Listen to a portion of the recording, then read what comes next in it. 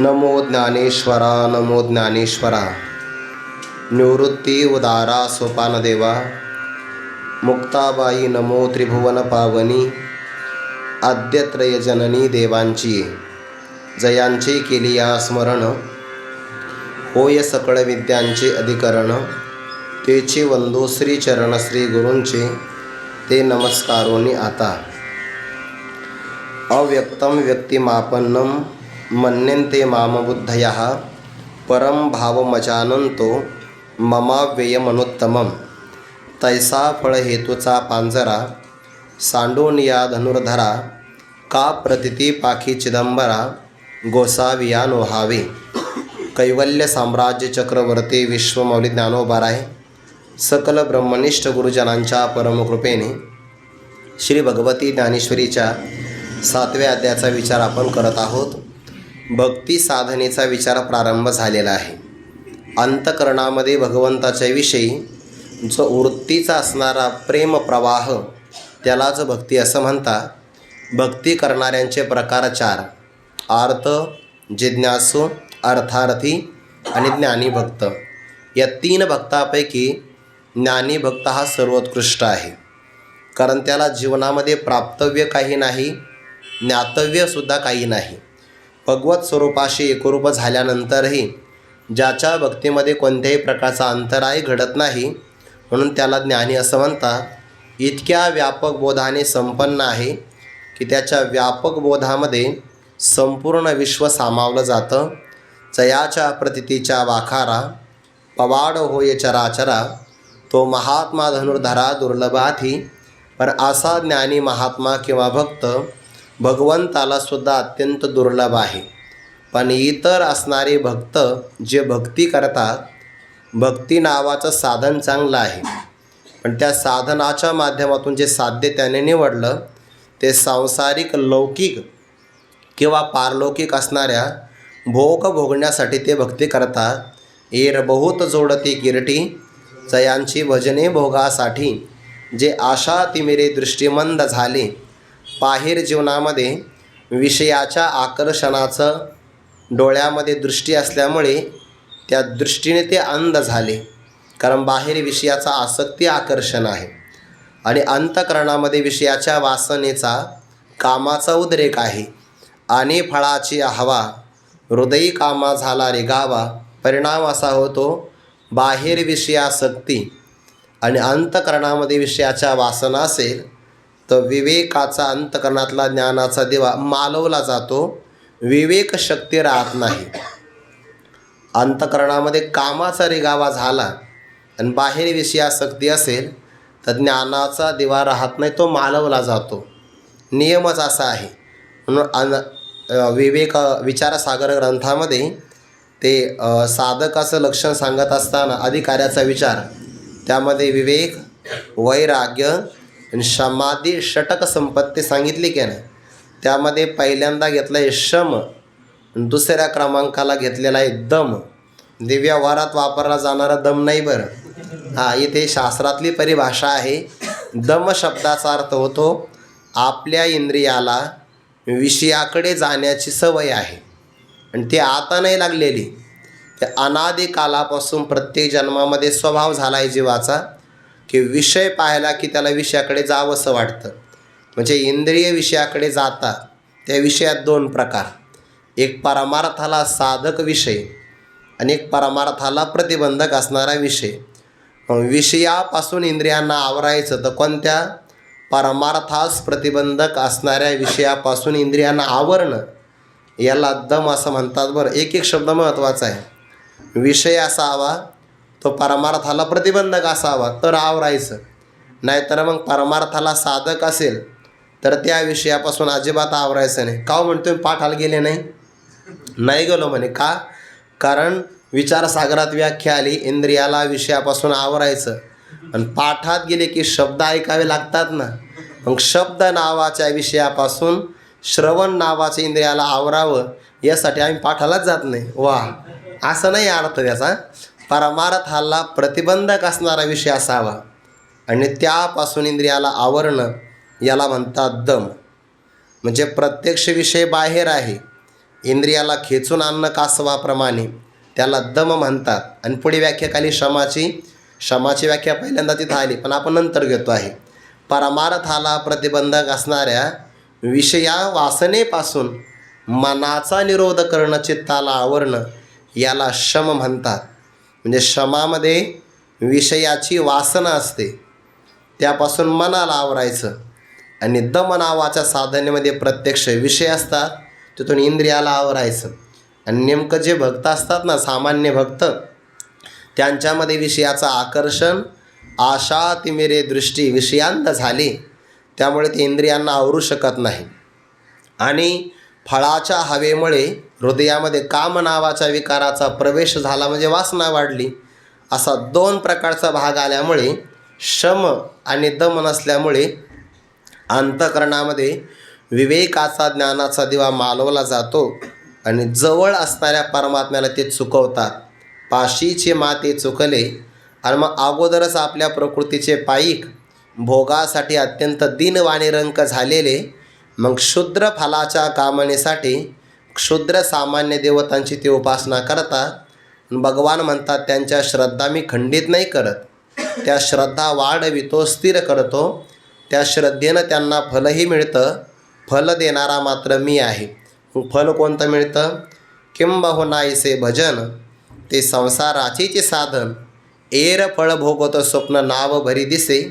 त्यांचं भजन आहे, पण त्या भजनातून संसार मात्र चुकत नाही. सांसारिक विनाशीच फलं त्यांना प्राप्त होतं, किंवा जन्म आणि मरणाला ते प्राप्त होतात. पावर क्षुद्र देवतांची भक्ती जर केली तर भक्ती साधन चांगलं आहे, पण फल चांगलं मिळत नाही. परंतु जे काया वाचा मनाने सर्व भावाने माझी भक्ती करतात, देह पडल्यानंतर ते मत स्वरूपाला प्राप्त होतात. कष्ट दोन्हीकडे समान आहे, परंतु फलामध्ये मात्र फार मोठा फरक आहे. एकाने भजन केलं, भक्ती केली, त्याला संसार मिळाला, आणि दुसऱ्याने परमात्म्याची भजन भक्ती केली, तो संसारातून मुक्त झाला. मग कोणतं भजन करावं? जे आपल्याला मुक्त करील असंच भजन करावं. तो कोबारा म्हणतात ना, करा हरिभक्ती परलोकी ये कामा, सोडविल यमापासून या. करा, किंवा नाथांचं प्रमाण आहे बघा, जेने नये जन्म यमाची यातना, ऐसी या साधना करा काही. अशी काहीतरी साधना करा की ज्यामुळे पुन्हा आपल्याला यातना येणार नाही. करा रे बापांनो साधन हरीचे, झनी करणीचे करू. करणीचे म्हणजे वरवर वजन टाकण्यासाठी करू नका. झनी करणीचे करू नका. जेने नये जन्म यमाची यातना, ऐसी या साधना करा काही. साधनेचे कष्ट दोन्हीकडे समान आहे, पण फलामध्ये मात्र फार मोठा फरक पडतो. म्हणून इतर देवतांची उपासना करण्यापेक्षा जो देवांचा देव आहे त्याची उपासना करा. परंतु भगवान म्हणतात, परी तैसे न करीते प्राणी. पण प्राणी तसं नाही करत, फुकट आपल्या हिताच्या बाबतीमध्ये उणीव धारण करून राहतात. आणि त्यांची साधना करणं म्हणजे तळ हातातल्या पाण्यामध्ये पोहण्यासारखं आहे, किंवा दैवयोगाने अमृताच्या सागरामध्ये बुडाला आणि तिथं जाऊन तोंडाला घट्ट वज्रमिठी मारतो, म्हणजे अमृतामध्ये जाऊनसुद्धा मारावं लागतं की नाही. त्यापेक्षा अमृतातच पडावं आणि सुखे आनंदाने अमृत होऊन का नसावं. परंतु सामान्य पुरुष मात्र असं काही करत नाही, कारण त्यांना कामनेचं बंधन तोडता येत नाही. कोणत्याही प्रकारचं बंधन हे आसक्तीनं संपन्न असतं, आणि आसक्तीमध्ये मोह फार असतो. मनुष्याला नेमकं ते तोडावंसं वाटत नाही. जिथे मोह असतो की नाही, आणि मोहच मनुष्याच्या ज्ञानाच्या समाधानाला प्रतिबंध करतो. नाही तर ज्ञान कोणाला होत नाही, ज्ञान सगळ्याला होतं, पण जो मोहाचा पडदा आहे ना, तो दूर सारल्याशिवाय ज्ञानाचं समाधान मिळत नाही. भगवद्गीतेमध्ये तो घाला मोह झालेला आहे. म्हणजे आपण फक्त आपण ऐकतो म्हणजे आपल्याला नाही असं नाही, आपल्याला आहे म्हणून तर आपण जन्माला आलो ना. पण प्रामुख्याने उल्लेख आला तरी पुत्र स्नेहे मोहितो. आणि पहिल्याच अध्यायामध्ये तया परी पार्थो अतिस्नेहे मोहितो.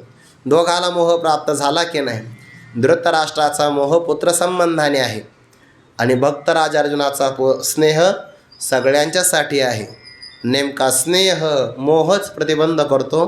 गुरुवारी श्री मारुती बाबा सांगत असतात, कौटुंबिक असणाऱ्या काही एकत्र कुटुंब पद्धतीमध्ये आता एक वयोवृद्ध व्यक्ती आहे, म्हातारा मनुष्य मनाप्रमाणे काही होत नसतं, वेळेवर चहा मिळत नाही. ज्याला एकत्र कुटुंबामध्ये समाधानी राहायचं, डॉक्टर बाबाने एक वाक्य सांगितलं, त्यानं समाधानी राहायचं असेल ना, झाला प्रेतरूप शरीराचा भाव असं राहावं. प्रेत म्हणतं का मला स्नान घाला, चांगले कपडे घाला, नाही. ज्याला जसं वाटून तसं स्नान घालतं, तसं प्रेताप्रमाणे राहता आलं पाहिजे. म्हणजे आता आपलं वय झालेलं, आपण रिटायर झालो आहे, पण तिथं मनुष्याचा युगो जागा होतो. मी काय काय नाही केलं तुझ्यासाठी, कशाला केलं म्हणतो पण. आणि मग तिथे भांडण झालं की त्याचा स्वाभिमान दुखावला जातो, राहायचंच नाही म्हणतो घरामध्ये, घरातून निघतो. आणि मग ती म्हातारी आपल्या मुलांना सांगते, अरे तुमचे वडील रागवले, घर सोडून चालले, त्यांना आवरा. ते मुलं वैतागलेले असतात, त्यांना आता किती वेळा आवरायचं, त्यांना दररोजच त्यांचं हेच आहे. चहा कमी झाली, वेळेवर नाही आला, भांडणं करता, जाऊ दे एकदा गेली ना बरं होईल म्हणे, आम्हाला तरी काही ताण राहणार नाही, असं त्यांना वाटतं. बरं कळो येईल असं होतंच कधी व्यवहारामध्ये. सोना आताची तर मुलं वैतागले, ते सोना का वैतागणार नाही, ते आता अगोदरच वैतागलेले असतात म्हणा, ते वाट पाहतात असतं चालला. म्हातारी म्हणल्या, हो तो एकटा जाणार नाही. मग म्हातारा पेन्शन घेऊन चाललेला आहे. मुलांच्या लक्षात आलं, नुसता नाही पेन्शन पण जाईल. म्हातारी हुशार असते, तर स्वभाव माहिती असतो. तिने जाऊ द्या म्हणे, माझ्याकडं बघून काही तुम्ही घरात थांबू नका, जायचं तर जा म्हणे. मुलाकडे सोनांकडे बघूनही तुम्ही जाऊ शकता, पण जे माझे लहान लहान नातू आहे, कोण म्हणतं, माझ्या लहान लहान नातवांकडे तरी बघा. तो म्हणतो तुझेच नातू आहे, माझे कोणी नाही का, आला माघारी. त्याला मोह म्हणतात. मोह सोडल्याशिवाय ज्ञानाचं समाधान नाही. आणि जीवाला नेमकं मोह बंधनामध्ये टाकतं. आकाशामध्ये संचार करणारा पोपट असतो, सगळं आकाश त्याच्या मालकीचं असतं. फक्त तो कुठं जरी उडून गेला, जेवढ्याही जगामध्ये पेरूच्या बागा आहे तेवढ्या कोणाच्या मालकीच्या आहे, त्या पोपटाच्याच मालकीच्या आहे, जगातल्या सगळ्या बागा. कारण त्याला कोणी आवरू शकत नाही. एखाद्या आंब्याच्या झाडाला 10,000 आंबे लागतात, पण ईश्वराने बरोबर त्याला अशी शक्ती दिली आहे. आपल्याला असं वाटतं हा पाडाचा आहे, आपण दगड मारतो तर कच्चीच कैरी हाताला लागते, पण 10,000 असणाऱ्या त्या कैऱ्यामध्ये जो पिकलेला आहे बरोबर त्याच्यावर जाऊन बसतो की नाही पोपट, हे त्याला देवाने शक्ती दिलेली आहे. जगातल्या सगळ्याच बागा त्याच्या मालकीच्या आहे, पण त्याला मोह निर्माण होतो. एखादी का व्हायना पेरूची फोड खावी आणि मग तो नळीवर जाऊन बसतो. परिणाम असा होतो, त्याच्या वजनाने नळी फिरते, फिरल्यानंतर तो उलटा होतो आणि आकाशाकडे पाहतो. जसं कोरड्या विहिरीत डोकावता आपल्याला भीती वाटते, तसं आकाशाकडे पाहिलं की त्याला भीती वाटते. आता त्याला बांधलं कोणी, त्या आकर्षणाने बांधलं, त्याच्या भावनेनं बांधलं. आणि मग अर्धा जरी कापून नेला ना तरी तो सोडत नाही. मग पारधी त्या पोपटाला पकडतो, बाजारामध्ये पिंजऱ्यामध्ये ठेवतो आणि त्याला विकून टाकतो. आता त्या पोपटाला पिंजऱ्याचं जे बंधन प्राप्त झालं, ते बंधन जड पिंजऱ्याने नाही केलं. त्याच्या मनामध्ये असणारे जे काही रस नावाचा विषय आणि त्या विषयाचं आकर्षण किंवा त्याच्या मनाची जी काही भावना आहे, भावनेची आपडे खोडा की मोकळ्या पायांचा चवडा गोवी अधिके, जसा तो पोपट त्या नळीवर बसल्यानंतर बंधनाला प्राप्त व्हावा, तसंच आहे जीवाच्या मनामध्ये अनेक विषयांच्या कामना आहे, विषयांच्या वासना आहे, देहाचं तादात्म्य आहे, गुणाच्या संबंधाने अभिमान आहे आणि सर्वात मोठं आत्मस्वरूपाचं अज्ञानाचं बंधन आहे. या सगळ्या बंधनामध्ये जीव असा जखडला गेलेला आहे, बद्ध झाला. तो कोबार म्हणतात, पूर्वी हा मुक्तच होता, पण बळच त्याने डोकं घातलं, बळच मुक्त होता परी बळे झाला बद्ध. घेऊन या छंद माझे माझे. जगातला कोणताच विषय मनुष्याला बांधत नाही, मनुष्य त्याच्यामध्ये स्वतःला बांधून घेतो. स्वतःला एक युवक होता, चांगला शिकला सवरलेला होता, पण त्याला नोकरी लागायला थोडा वेळ लागला. मग तर जर मनुष्य बुद्धिमान असेल तर वेळ असेल ना तर रिकामं डोकं चालवतो बघा. त्याच्या घराच्या समोरून अशी दररोज म्हशी यायच्या आणि जायच्या, दररोज यायच्या जायच्या, आणि तो आपला अंगणात बसायचा वाट्यावर. बळे झाला बद्ध याकरता आठवलं बरं सहज. बद्धतेला प्राप्त झाला. त्यातल्या एका म्हशीचे शिंगाशे गोलाकार होते, वर्तुळाच्या आकाराचे. ते काही काही माणसं बरोबर म्हशीच्या शिंगाला आकार देतात, संस्कार म्हणतात त्याला, बरोबर लावतात ते, काही काही लावतात ते असे बरोबर गोल आकार देतात. आणि त्याने तो आकार पाहिला, तो म्हणला या आकारात आपलं डोकं नक्की जाऊ शकतं. पहा कुठं डोकं लावतात ते, नक्की जाऊ. असा विचार केला त्याने. एक दिवशी धाडसच करू म्हणे, मुहूर्त पाहावा लागतो की नाही. म्हणजे मग 15 ऑगस्ट सारखा मुहूर्त आहे, घातलं डोकं त्याच्यामध्ये. आता त्या म्हशीला काही कळे ना, तिला कळत नाही, तिलाच म्हैस म्हणतात, कळतच नाही काही. आणि जे उधळली म्हैस, सगळ्या गावातून त्याला प्रदक्षिणा करून आणली, सगळ्या गावातून. ते सगळ्या अंगाची असणारी त्वचा निघून गेली रस्त्याला खडे वगैरे घासल्यामुळे. काही माणसाला दया आली, त्यांनी त्या म्हशीला पकडलं आणि कसं तरी त्या शिंगातून त्याचं डोकं बाहेर काढलं. म्हणजे तो चांगला शिकला सवरलेला दिसतो म्हणे हो. आणि मग थोडासा विचार करायचा ना म्हणे डोकं घालत असताना, तो अजिबात बोलच नाही बरं. 6 महिने विचार केला होता, 6 महिने असा विचार. आता त्या म्हशीच्या शिंगामध्ये हा स्वतःहून अडकला गेला की नाही, मुक्त होता परी बळी झाला बद्ध. तसं जीवसुद्धा बांधला जातोय. थोडासा विचार, आपला मागचा जन्म झाला की नाही, मागचा झाला म्हणून तर आताचा आहे आपल्याला. मागे जर मुक्त झालो असतो आपण तर जन्माला आलो नसतो. ज्या अर्थी मागं आपला जन्म झाला होता भूतकाळामध्ये, त्याही जन्मामध्ये आपल्याला देह होता ना, नव्हता. आपण अवतारी कुटीतले काय, देह तो होता ना आपल्याला. म्हणजे मागे आपल्याला देह होता. ज्या अर्थी देह होता, या अर्थी त्या देहातले सुद्धा काही ना काही नातेवाईक असतील की नाही, होते. नातेवाईकाच्या संबंधाने काही ना काही आपण धनही कमवलं असेल. म्हणजे मागच्या देहामध्ये आपल्याला देह होता, जन्मामध्ये नातेवाईक होते, काहीतरी आपलं धन होतं, त्यानंतर आपलं एखादं मालकीचं घर होतं. मृत्यूच्या एका प्रसंगात सोडलं की नाही आपण ते. आता त्यातलं काय आठवतं आपल्याला, काहीच नाही. जसं मागच्या जन्मातलं आता आठवत नाही, तसं आताचं पुढं आठवणार नाही आगामी जन्मात. बरं इथं बसलेल्या प्रत्येकाने माझ्यासही सगळ्यांना सांगावं, नाही नाही आम्हाला मरण येणार नाही. शक्य आहे, येणार आहे की नाही. कदाचित तुम्ही किती विद्वान व्हाल न व्हाल, शक्यता सांगता येत नाही. प्रसिद्ध व्हाल न व्हाल सांगता येणार नाही. श्रीमंत व्हाल न व्हाल सांगता येत नाही. मरणार की न मरणार सांगता येत नाही. असं आहे का, मरणारच, यामध्ये कोणताही संशय नाही. बाकीच्या गोष्टीमध्ये संशय आहे. आणि मग जिथं मृत्यूच्या एका क्षणामध्ये सगळं सोडावं लागतं, तरी मनुष्य सवय लागल्यामुळे जास्तीत जास्त बंधनं बांधून घेतो. आणि या बंधनातून मुक्त होण्यासाठीच मनुष्य देह आहे. मग कोणतं बंधन आहे, खरं स्वातंत्र्याची व्याख्या इथे आहे बरं 54व्या ओळीमध्ये. तैसा फळ हेतूचा पांजरा, सांडोन या धनुर्धरा, का प्रतिती पाखी चिदंबरा, गोसाविया व्हावे. पारतंत्र्यामध्ये किती भोग असू द्या आणि स्वातंत्र्यामध्ये शिळ्या भाकरी असू द्या, स्वातंत्र्यातली शिळी भाकर गोड आहे. एखादा पोपट पिंजऱ्यामध्ये अडकतो की नाही, मग त्याला सकाळ संध्याकाळ रात्री एकच झालं का, सकाळ दुपार सायंकाळ. सकाळी त्याला नाश्ता आहे, दुपारी भरपूर जेवण आहे, संध्याकाळी पुन्हा भरपूर जेवण आहे. हे सकाळी ब्रेकफास्ट, दुपारी लंच, रात्री डिनर, असे 3 प्रकार असतात त्याच्यावर. हे सगळे त्याला फक्त कुठं आहे, पिंजऱ्यामध्ये. डाळिंब येतं, पेरूची फोड पण येते त्याला खायला, पण खरं सांगा आनंद आहे का त्याच्यामध्ये, नाही. कारण पिंजऱ्याचं बंधन आहे.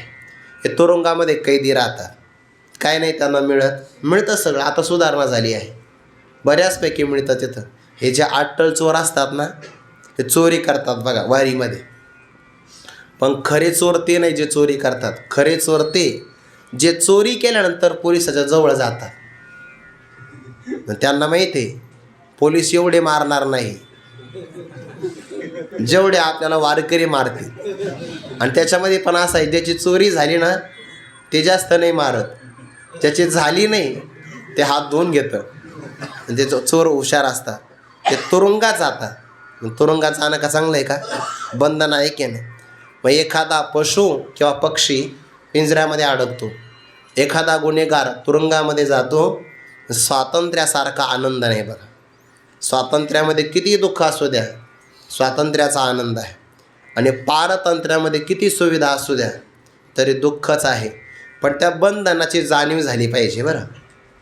सगळ्यांना जाणीव नाही होत, काहीला जाणीव होते. ते पोपट असतो की नाही, ते बघा भविष्य सांगतात ते लोक, ते चिठ्ठ्या टाकलेल्या असतात, बाळ तो फार इमानदार आहे पण तुझ्या कोणी कामी पडत नाही, पैसा फार येतो टिकत नाही, तो सर्वांशी खरं बोलतो, तुझ्या मनाला खोटं रुचत नाही पण तुझा स्वभाव कोणाला आवडत नाही. असं ते 2-4च वाक्य फिक्स ठरलेले असतात ते. आणि हे वाक्य ऐकले कोणाला वाटतं राव हे खरं आहे, काय चरित्र सांगतो आपला हा. मग आता तो चिठ्ठी काढायला पोपट येतो, संधी नाही मिळत का त्याला, ओढून जाण्याची संधी असते त्याला, कारण तो दरवाजा काढतो ना बाहेर, दरवाजा उघडला की पोपट येतो, संधी आहे. पण सवय लागल्यामुळे तो पुन्हा आत जातो, जीवाला सवय लागली. मुक्त होण्याची संधी मानवी देहात आहे, दरवाजा उघडा आहे आता, या दरवाजातून तो मोकळा झाला की मोक्षाला प्राप्त होईल. पण त्या पोपटाप्रमाणे सवय लागली, जीव पुन्हा घरात जातो, बंधनाची जाणीव नाही त्याला होत. पण उंदीर असतो ना, पिंजऱ्यामध्ये अडकतो बघा, ते शेंगदाणे खायलाच आलेला असतो तो, पण जेव्हा तो पिंजऱ्याचा दरवाजा बंद होतो आता काहीच खात नाही. का? त्याला बंधनाची जाणीव आहे. ज्याला बंधनाची जाणीव झाली त्याला साधक म्हणतात, आणि ज्याला बंधन चांगलं वाटतं त्याला बद्ध म्हणतात. जाणीव झाली पाहिजे, संसार बंधन तोडावे की, आणि हे बंधन तोडल्या गेलं तर खरं स्वातंत्र्य. कोणतं बंधन आहे? तैसा फळ हेतूचा पांजरा. कोणतंही कर्म करा, उपासना करा, त्या पाठीमागे जीवाला काही ना काहीतरी फलाची अपेक्षा असते. त्या फलामध्ये 2 प्रकार, एक सुखाचं फल, दुःखाचं फल. सुखम सर्वाय रोचते, सुख सर्वांना आवडतं, दुःख नाही आवडत. मज लागी दुःख व्हावे ऐसे कोणी भावी ना जीवे. मला दुःख व्हावं असं कोणालाच वाटत नाही, पण वांछा न करता सुद्धा दुःख मिळतं, पारतंत्र्य आहे. सुखाच्या पाठीमागे धावतो पण सुख मिळत नाही. हे 2 प्रकारची फलं आहे. ते कर्माचं फळ, आगा कर्मेचे उरावे तै ते सुखदुःखी फळावे, तया ते भोगावया यावे देहा एका. म्हणजे कर्माचं फळ आहे सुखदुःख. त्या सुखदुःखाची वासना त्याला हेतू म्हणतात, आणि त्या फळ हेतूची वासना भोगण्याकरता देहात यावं लागतं. हाच मोठा पिंजरा आहे, कारण देहात आल्याशिवाय सुखदुःख भोगताच येत नाही. तैसा फळ हेतूचा पांजरा, त्या फळाची हेतू पूर्ण करण्यासाठी लागणारा पिंजरा म्हणजे देहच आहे की नाही. आणि या देहामध्ये आला की मग अज्ञानाचं बंधन, गुणाचा अभिमान, त्यानंतर देहाचं तादात्म्य, विषय वासना, विषयाची आसक्ती, विषयाचा संग्रह, हे सगळे बंधन त्याला मोह म्हणतात. आणि भगवान म्हणतात हे सांडले पाहिजे. तैसा फळ हेतूचा पांजरा सांडून या, हा पिंजरा आहे, याला जर टाकलं तर तो स्वातंत्र्याला प्राप्त होतो. आणि स्वातंत्र्य कोणतं आहे? स्वतंत्र शब्दाचा अर्थ आहे स्वनाम आत्मस्वरूप, आणि आत्मस्वरूपाला प्राप्त होणं हे खरं स्वातंत्र्य. त्याला मोकळं होणं किंवा शास्त्रीय भाषेमध्ये त्याला मुक्तता म्हणतात. सांडोन या धनुर्धरा, भगवान म्हणतात का प्रतिती पाखी चिदंबरा गोसावी अनुभवावी. जसं एखाद्या पोपटाने पिंजऱ्याचा परित्याग करून हे जे मोकळं आकाश आहे त्या आकाशाचं मालक का बरं होऊ नये. पण त्या आकाशाचं मालक जर त्याला व्हायचं असेल तर त्याला स्वतःच्या पंखाने उडावं लागतं. तसं जीवाला देह तादात्म्य, अज्ञानाचं बंधन सोडायचं असेल तर त्याला आत्मानुभव हा पंख आहे, त्यालाच प्रतिती पाक्य म्हणतात.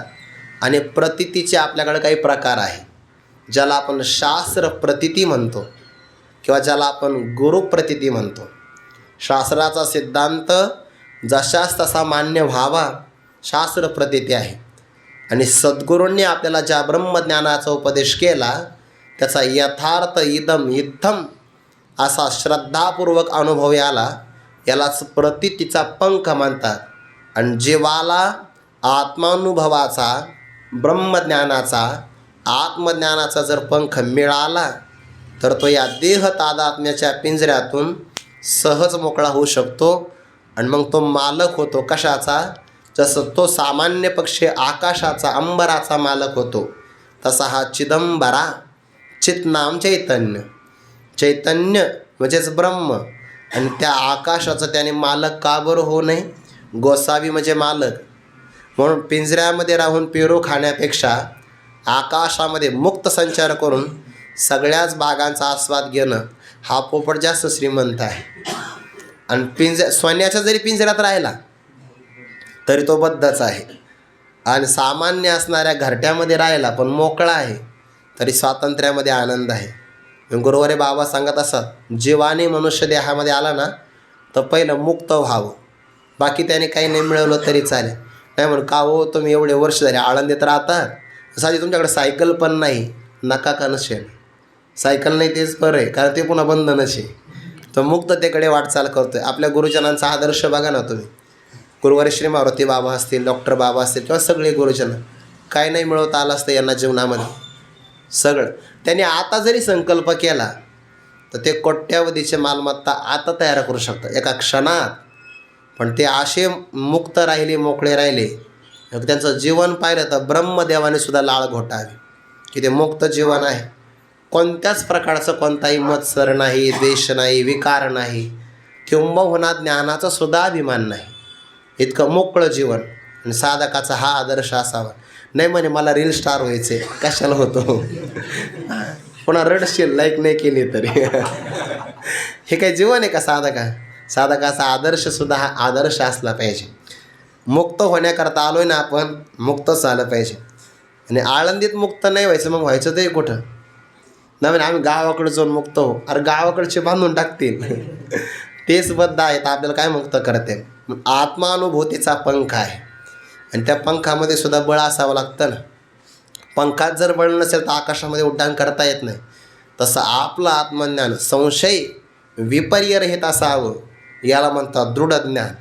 आणि अशा प्रतितीच्या पंखाने भगवान म्हणतात, दया आहे बरं देवाची, फळ हेतूचा पांजरा सांडोनिया धनुर्धरा, का प्रतिती पाखी चिदंबरा, गोसावी अनुभवावे हे स्वातंत्र्य भोगावं. खरं हे स्वातंत्र्य आहे. बाकीचं लौकिक स्वातंत्र्य तर आपण मान्यच करतो आहे, पण परमार्थातलं स्वातंत्र्य हे आहे की गुणातीत व्हावं, गुणाचं उल्लंघन, देहाचं तादात्म्याचं बंधन, अज्ञान आणि अज्ञानाला निवृत्त करणारं अहम ब्रह्मस्मित्याकारक वृत्तीज्ञान त्यालाही सोडून द्यावं. आणि मग तो खरा मुक्त आहे. आता एखादा म्हणला मी मुक्त आहे, मी मुक्त आहे, तर तो फक्त वाचा मुक्त आहे. जो खरा मुक्त आहे तो मी मुक्त आहे असं सुद्धा म्हणत नाही. नाही म्हणा मला मज पूर्वी द्वैत संग होता, तो जाऊन निसंग झालो आता, या समूळ दोन्ही मिथ्या वार्ता विनिर्मुक्तता पावलो. काय ओवीनाथ महाराजांची. आणि मला पूर्वी द्वैताचा संघ होता, तो गेला, आता मी निसंग झालो, दोन्ही खोट्या वार्ता आहे. विशेष निशेष मुक्तता त्याला विनिर्मुक्तता म्हणतात, ज्यामध्ये मुक्ततेचा मुक्त कसं या म्हणावे, बंधनची नाही ठावे. बंधन नाही तर सापेक्ष मोक्षसुद्धा नाही, पण हे खरा मोक्ष हाच आहे. भगवान म्हणतात, का प्रतिती पाके चिदंबरा, कोसावी अनुभवावे. चिदंबर चिदाकाश आहे. आणि या आकाशाची सत्ता जर प्राप्त झाली जीवाला तर जीव राहत नाही बरं. जसा मिठाचा खडा समुद्रामध्ये उडी मारतो, मग आता तो मिठाचा खडा मीठ रूपाने राहतो का? नाही राहत. राहत असेल तर तो अजून काय झाला नाही, एकरूप नाही झाला. आणि जर एकरूप झाला तर तो वेगळा राहत नाही. तसं या चिदाकाशाशी म्हणजे चैतन्याशी जीवाचं ऐक्य झालं तर भगवानाचा लाभ काय आहे? जेथ उंचावलीने पवाडे, सुखाचा पैसार जोडे, आपुलेनी सुरवाडे, उडो ऐसा. याला खरी विदेहमुक्ती म्हणतातच, पण ही जीवनमुक्ती आहे. या जीवनमुक्तीमध्ये एकदा ब्रह्मज्ञान झालं तर ब्रह्मज्ञान झाल्यानंतर मनुष्याचा काही देह पडत नाही, म्हणजे तो काही लगेच मृत्यूला प्राप्त होत नाही. किंबहुना ब्रह्मज्ञानामध्ये हेच कळतं की देह माझा नाही आणि मी देह नाही. मरण आलं तर देहाला, त्याचा ना आपला काही संबंध नाही. आता शरीराचे तयाचे आठाई, आड नावही उरले नाही, तरी कोणे काळी काही निमित्ते पाहे पा. काय ज्ञानोबारांची भाषा आहे, शब्द काय आहे. शरीराचं आडनावसुद्धा त्याच्याकडे शिल्लक राहिलं नाही. इथं तर आडनावून भांडणं आहे. चुकलं कसं काय, व्यवस्थित छापा, मी कीर्तनाला येणार नाही आडनावून. होतं की नाही असं व्यवहारामध्ये. शरीराचं आडनावसुद्धा उरत नाही, इतकं तादात्म्य सुटलेलं आहे. म्हणून त्याला मृत्यू त्याला येत नाही, देहाला येतो. पण ज्ञानी पुरुषाला ब्रह्मज्ञान झालं तरी देहाचं प्रारब्ध शिल्लक राहिल्यामुळे जीवन शिल्लक राहतं आणि त्या जीवनामध्ये आता कर्तव्य नाही, भोक्तव्य नाही, ज्ञातव्य नाही, काही प्राप्तव्यसुद्धा नाही. पण तो मात्र मुक्त, त्याला जीवनमुक्त म्हणतात. आणि मग तो आपल्या स्वतःच्या प्रारब्धाच्या संस्कारानुसार वागत असतो. मग त्याचा संस्कार तीर्थयात्रेचा जर असेल तर तीर्थयात्रा करेल, किंवा आवड जर असेल तर माझी जीवीची आवडी पंढरपुराने नगुडी संस्कार आहे. नामस्मरणाचा असेल तर नामस्मरण करेल, भक्तीचा संस्कार असेल तर भक्ती करेल, पाठ ऐकण्याचा संस्कार असेल तर पाठ ऐकेल. संस्कार आहे तो. पण जीवनमुक्तीच्या विलक्षण सुखामध्ये अंतराय मात्र होणार नाही. फक्त स्वरूप प्राप्ती झाली पाहिजे. आणि भगवान म्हणतात ज्याला चिदाकाशाचं हे संपूर्ण ऐश्वर्य तो मालक झाला आहे, जिथं त्या सत्तेमध्ये आता स्वतःच्या सुखाचं साम्राज्य विस्तार होतो. जे तर उंचावलेनी पवाडे, पवाड म्हणजे मान. जशी जशी परमार्थामध्ये आपली उंची वाढत जाईल, ते आपण विमानामध्ये, आपण म्हणजे उदाहरण विमानामध्ये प्रवास करतो ना, तर त्या प्रवासामध्ये असं आहे बघा, सुरुवातीला विमानाचा वेग कमी असतो आणि ते एकदमच वेग घेतं, प्रचंड वेग. जेवढा वेग घेतला की ते आकाशामध्ये त्याची उंची ठरलेली आहे प्रत्येक विमानाची, त्याने किती फूट उंचीवरून उडावं. पण जसं जसं ते उंच जातं की नाही, तसं त्याला काहीच खालचं दिसत नाही. म्हणजे रस्ते एकदम रेषेप्रमाणे दिसतात, किंवा एखाद्या धाग्याप्रमाणे रस्ते दिसतात, दोराप्रमाणे. जसा जसा उंच जाईल विमानातला व्यक्ती, तसं तसं तो काय होतो, त्याला कळतं आपलं अस्तित्व किती व्यापक आहे. तसं स्वरूपामध्ये जसं जसं हा उंच जाईल, पहिल्यांदा स्थूल देहाचा, सूक्ष्म देहाचा, कारण देहाचा, अज्ञानाचा, तत्सापेक्ष वृत्ती ज्ञानाचा, या सगळ्याची बंधनं सोडून जाईल. याला म्हणतात उंच उंच जाणं आहे. आणि जसा जसा तो उंच जाईल त्या उंचीच्या मानाप्रमाणे सुखाचा पैसार जोडे. व्यवहारामध्ये पण हा अनुभव आहे बरं. ते पामर असतं की नाही, पामर व्यक्ती, त्याला एवढं समाधान नाही मिळत. त्याच्यापेक्षा विहित विषय सेवन करणारा विषयी त्याला जास्त समाधान आहे. त्याच्याहीपेक्षा पुन्हा जास्त समाधान साधकाला आहे. साधकाला साधनेचा सुद्धा आनंद आहे. सर्वात जास्त आनंद सिद्ध महापुरुषाला, मुक्ताला आहे. उपनिषदामध्ये हा विचार आला आहे बघा. त्या आनंदाचे काही प्रकार सांगितले. मानुष आनंदापासून सुरुवात केली तर ब्रह्मवेत्या महापुरुषाचा आनंद, ज्याला वासना अजिबात नाही आणि जो एकांतात राहतो, त्याच्यासारखा आनंद तर ब्रह्मदेवाला सुद्धा नाही. ही त्याची उंची आहे. आणि महात्म्यासारखी उंची जगात कोणाची नाही. का? कारण तो देवाचा सुद्धा तो आत्मा झालेला आहे. एरवी ज्ञानिया जो म्हणजे तो चैतन्याचे केवळ माझे. भगवंतांनी त्याचं पूजन करावं, आणखीन किती मोठेपणा पाहिजे. भगवान म्हणतात अरे असा महात्मा माझ्या समोर आला आणि पूजेला जर कमळ नाही मिळालं तर धावपळ होईल. याकरता मी सदैव कमळ जवळ ठेवतो, सदैव. भगवंताची भाषा आहे, तो पहावा आहे डोहळे, मज अचक्षुषी डोळे, हातीचे निलीला कमळे पूजतया. त्याची पूजा, मग देवाने पूजा करावी. याच्यापेक्षा उंची कोणती मोठी असेल? जेथ उंच आवली निपवाडे, जिथं ज्या स्वरूपाला प्राप्त झाल्यानंतर आपल्या उंचीच्या मानाने जशी जशी उंची वाढत जाईल, जसा अधिकार वाढत जाईल, सुखाचा पैसार जोडे. आणि हे साधकाच्या प्रगतीचं लक्षण आहे बरं. कालच्यापेक्षा आपलं समाधान आज वाढलं पाहिजे आणि आजच्यापेक्षा समाधानामध्ये उद्या वृद्धी झाली पाहिजे. नाही म्हणे हो काल लई बरं वाटत होतं, आज तर असं वाटतं की कुठं तर निघून जावं, काहीतरी चूक झालेली आहे. समाधानामध्ये वाढत गेलं पाहिजे की नाही. पायरीने मनुष्य क्रमाक्रमाने विकसित झाला पाहिजे.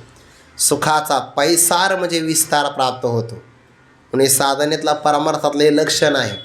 व्यवहारामध्ये आनंद कमी कमी होतो आणि परमार्थातला आनंद क्षणाक्षणाने वाढतो. आता उदाहरण कधीतरी सांगितलं असतं ना आपल्याला. लहान लहान विद्यार्थी आळंदीमध्ये राहतात ना, आता ते शाळा सुरू झाली तेव्हा येतात आणि दिवाळीला घरी जायची वाट पाहतात. तर ते आपल्या दिनदर्शिकेवर लिहून ठेवतात किती दिवस राहिले किती नाही असं. मग गावाकडं जातात बघा. पहिल्या दिवशी मग धोतर नेसणार काय, गंध लावणार, वजनामध्ये टोपी काय घालणार, सहज गावात जाणार. नवीन विद्यार्थी लगेच धोतर हातात धरून गावात प्रदक्षिणा करतो. मग सगळे गावातले लोक महाराज या या या दूध घ्या, बासुंदी घ्या, चहा नाही सांगत मी, घेऊन ये साधकाने, पण असं आग्रह करता. पहिल्या दिवशी असं सत्कार सोहळे होतात की नाही त्याचे.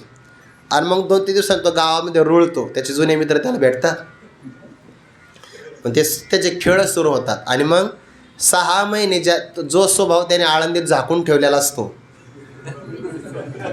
तिकडे त्याला वाव भेटतो. आणि तो स्वभाव त्याचा प्रगट झाला, मग घरचे आईवडील काय म्हणतात, महाराज याला घेऊन जा बरं. मग आता जो मुलगा घरची वाट पाहत होता, घरचे त्याची वाट पाहत होते, आता ते त्याला कंटाळतात का? कारण विषयाचं सुखच असं असतं, जे पहिल्या क्षणात खूप चांगलं वाटतं, नंतर प्रत्येक क्षणाला ते कमी कमी होतं. किंवा आपलं अनुभवाचं उदाहरण, विद्यार्थी मोबाईल विकत घेतात, ॲपल, मोठे मोठे क्रेज आहे सध्याला त्याची.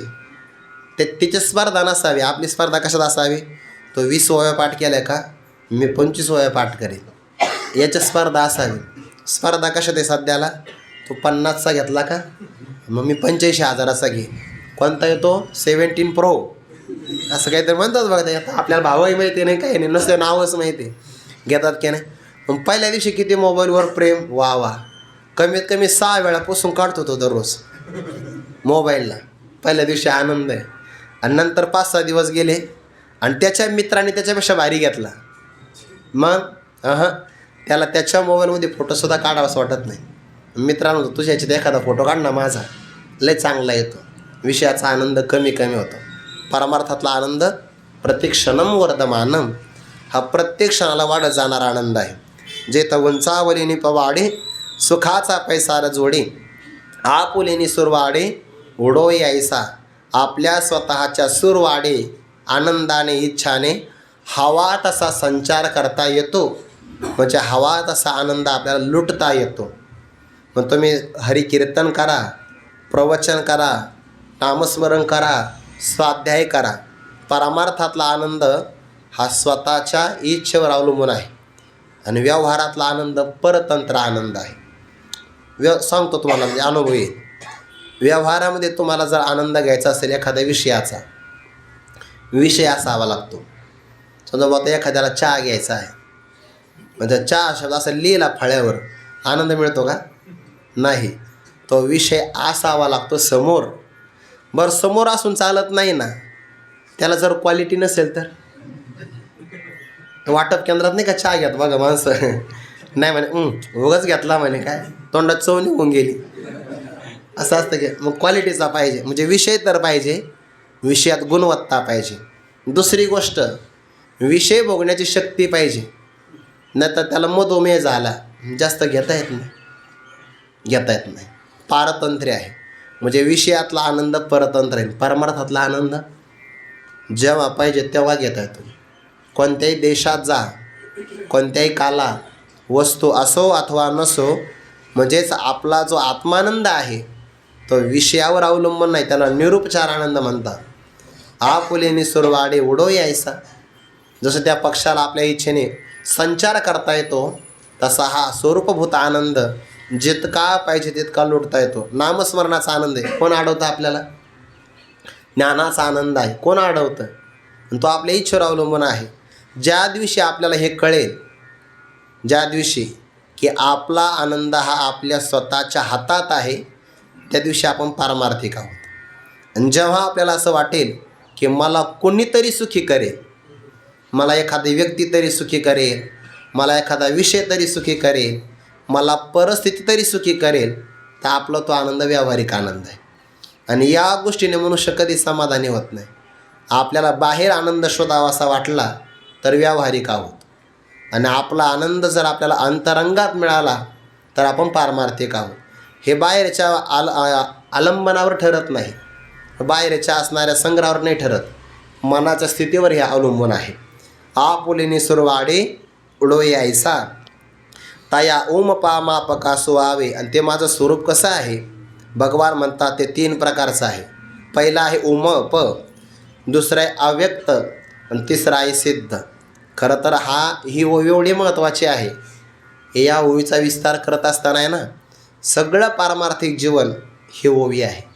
जसं की नामदेवरायांनी म्हटलं की नाही, की बा नामा म्हणे ग्रंथ श्रेष्ठ ज्ञानदेवी एक तरी ओवी अनुभवावी, तर त्या अशा ओव्या अनुभवाव्या. वैकुंठवासी गुरुवरे घुलेबाबा म्हणायचे, एक तरी ओवी अनुभवावी म्हणजे कोणती? सिद्धांताची ओवी अनुभवावी. नाहीतर मग दृष्टांताच्या काही काही ओव्या आल्या किंवा एखाद्या विषयाचं श्रेष्ठचं सांगण्याकरता अर्थवादाने काही ओव्या आल्या, तर त्या ओव्या नाही अनुभवायच्या. विनोदाने आपण सांगतो की नाही, ज्ञानेश्वरीच्या 3ऱ्या अध्यायामध्ये ओवी आली. भगवान काय म्हणतात? ब्रह्मदेव प्रजेला म्हणतात, तुम्ही व्रत नियमन करावे, शरीरात न पिडावे, दोरी केही न वाचावे, तीर्थाशे गा. ब्रह्मदेवाने उपदेश केला प्रजेला, तुम्ही अजिबात व्रत नाही करायचे बरं. हा मला मी व्रत करत नाही. का? देवाचं वाक्य एक तरी ओवी अनुभवावी, व्रत सोडून दिले. नियम न करावे, मी स्नानसुद्धा करत नाही, लगेच जेवण करतो, पण नियम ओवीत आलं, नियम न करावे, असा त्याचा अर्थ आहे का? सांगण्यास तात्पर्य काय तिथलं? त्या ओवीचं तात्पर्य असं की स्वधर्म पालन एवढं महत्त्वाचं आहे की त्या स्वधर्म पालनामध्ये एखादा नियम किंवा व्रत राहिलं तरी चालेल, पण स्वधर्म पालन केलं पाहिजे, हे सांगण्याचं तात्पर्य तिथलं आहे. या परी जो इया दर्पण करी ओविया, तो आत्म एवढिया मिळेल सुखा. ते चांगदेव 65मधली ओवी आहे. 65च ओव्या आहे. चांगदेव महाराजांना अधिकार कळाला ज्ञानोबारायांचा. अधिकार कळण्याकरता काही प्रसंग घडावे लागतात आणि मोठ्या माणसाचा अधिकार मोठ्या माणसालाच कळतो. सुरुवातीला काय झालं होतं, ते सगळ्या विद्यामध्ये पारंगत झाले. आता आठवलं म्हणून सहज सांगतो. या ओवीचा थोडा विस्तार उद्याही करू आपण, आज जेवढा करता येईल तेवढा करू. म्हणजे चांगदेव महाराजांची सिद्धी प्राप्त झाली ना, आणि यम जर प्राणहरण करायला आला तर ते या देहातून निघायचे, ब्रह्मांडामध्ये प्राण स्थापन करायचे. यम थोडा वेळ वाट पाहायचा. तर यम किती वेळ वाट पाहणार? पाठ संपेपर्यंत. दुसरा 1 तासभर वाट पाहणार. यमालाही बाकीचे कामं आहेत ना. एका माणसासाठी एवढा वेळ दिला तर मग बाकीचे कधी न्यायचे वर? मग ते यम निघून जायचा. यम निघून गेला की दुसऱ्या देहामध्ये प्रगट व्हायचे. 14 वेळा केला असं. काळाला माघारी परतवून लावलं. 1400 वर्ष जिवंत राहिले. आणि मग काय, मठ स्थापन केला तापीच्या तीरावर. मग त्रिकाळ पूजन चांगदेव महाराजांचं. मग आरती काय, प्रवचनात त्यांचाच उल्लेख. कीर्तनकार यायचे, कीर्तनकाराला उगा नावाला अभंग घ्यायचे, सगळं चांगदेव महाराजांचं वर्णन करायचे. जसं की आताही घडतं असंच, सगळं असंच, नावाला अभंग फक्त सांगायचं दुसरंच.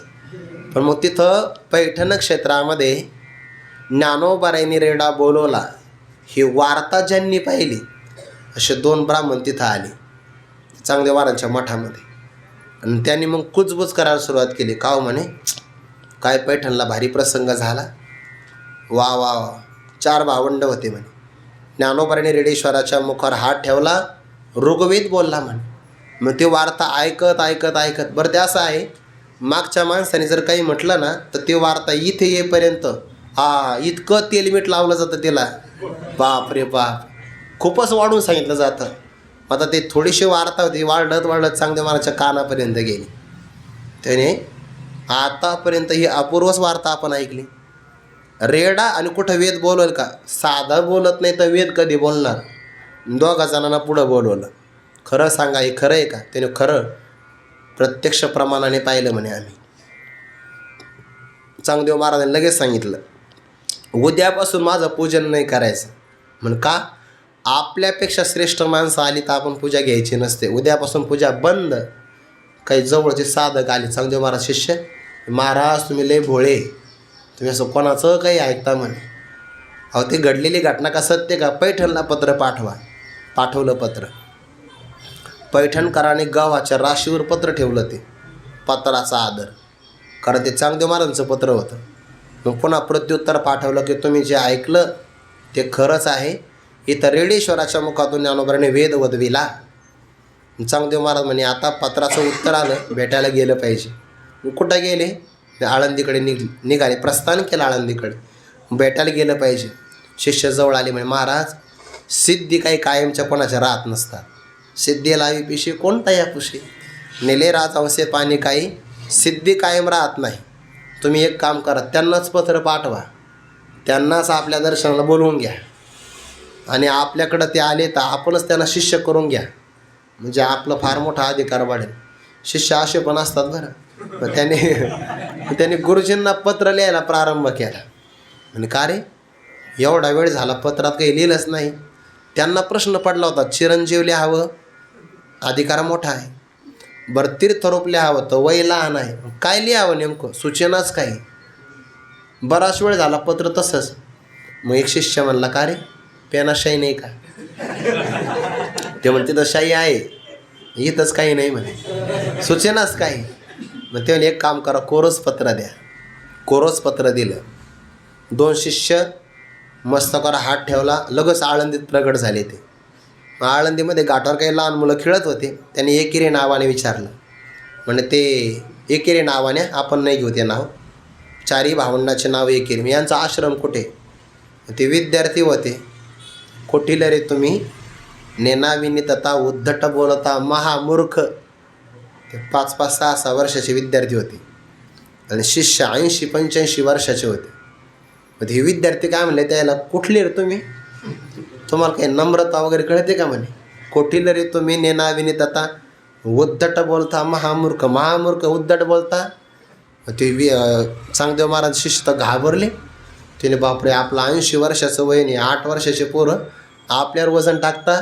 तेव्हापासून आळंदीकराचा स्वभाव आहे वजनच टाकणे. ते आळंदीतले विद्यार्थी वजनच टाकतात, कुठेही जाऊ द्या, वजनात झाला पाहिजे म्हणे कार्यक्रम. वजन टाकलं त्यांनी. मग ते डोळ्यांनी खुणवलं, कोरं पत्र पाठवलं. मुक्ताबाई म्हणले 1400 वर्ष राहिले पण कोरेच राहिले. आता कोरं पात्र चांगलं आहे. चांगदेव महाराजांचे आपण काही कमीपणा सांगू नये, अधिकार चांगला आहे त्यांचा ना, कारण 65 ओव्यामध्ये त्यांना बोध होऊ शकतो. कमी अधिकार असेल का? आणि ज्यांना ज्ञानोबा आहे त्यांच्याकरता ग्रंथ निर्माण करू शकता एकट्यासाठी, मग साधा अधिकार असेल का? 65 ओव्याचं पत्र पाठवलं. कारण हे 14 विद्यान 64 कलेत निष्णात होते. कला 65वी उकलोनी दाबिली. चांगदेव महाराजांना सांगितलं करा, याचा अर्थच लागेल. मग आता 2दा आपला प्रयत्न अपयशी ठरला. पैठणचं पत्र, दुसरं पत्र. मग चांगदेव महाराज म्हणे आता आपल्याला त्यांच्या भेटीला गेलं पाहिजे. विद्यार्थी म्हणे गुरुजी तसं नाही म्हणे, आपण वजनात जायचं म्हणे आपली गाडी घेऊन. गाडी म्हणजे कोणती? 4 चाकी वाघ. विषारी नागाचा चाबूक केला ना आकाश मार्गे निघाले. सिद्धीचा अभिमान होताच बरं. अजून सिद्धी वापरली की नाही? ज्ञानोबाने विचार केला, जर सिद्धीचा अभिमान असेल तर आपणही सिद्धीचाच वापर केला पाहिजे, त्याशिवाय यांचा अहंकार जाणार नाही. मग चालविली. त्यांच्या लक्षात आलं आपली सत्ता चेतन वाघावर आहे आणि यांची जड भिंतीवर सत्ता आहे. गुरुवारी मारुती बाबा तर पुढं सांगतात आणखीन. चांगदेव महाराज आकाशमार्गे चालले ना, ज्ञानोबाची भिंत त्यांच्याही वरून चालली. ते वाघानं पाहिलं, तेव्हा ही भिंत जर चुकून आपल्या अंगावर आली तर आपलं कायम चूर्ण होईल, भोगास होईल की नाही. वाघानं त्याला राजीनामा. चांगदेव महाराज आकाशामध्ये एकटेच राहिले. लक्षात आलं आपल्यापेक्षा हे मोठे आहे. नौपजताची ज्ञानी हे वर्म जाणून आलेलो टांगणी चांगदेव. त्या 65 ओव्याच्या बाबतीत ज्ञानोबा म्हणतात, या ओव्यांना जो आरशाप्रमाणे दर्पण करेल आणि त्या ओवीमध्ये आपलं स्वरूप पाहिल, या ओवीमध्ये जे प्रतिपादन केलं तसंच माझं स्वरूप आहे, नसेल तर ते मला निधिध्यासनाने प्राप्त करावं लागेल, विचाराने मिळवावं लागेल. म्हणून ज्ञानेश्वरी असेल, संत वाङ्मय असेल, हे आपल्याकरता सगळे दर्पण आहे.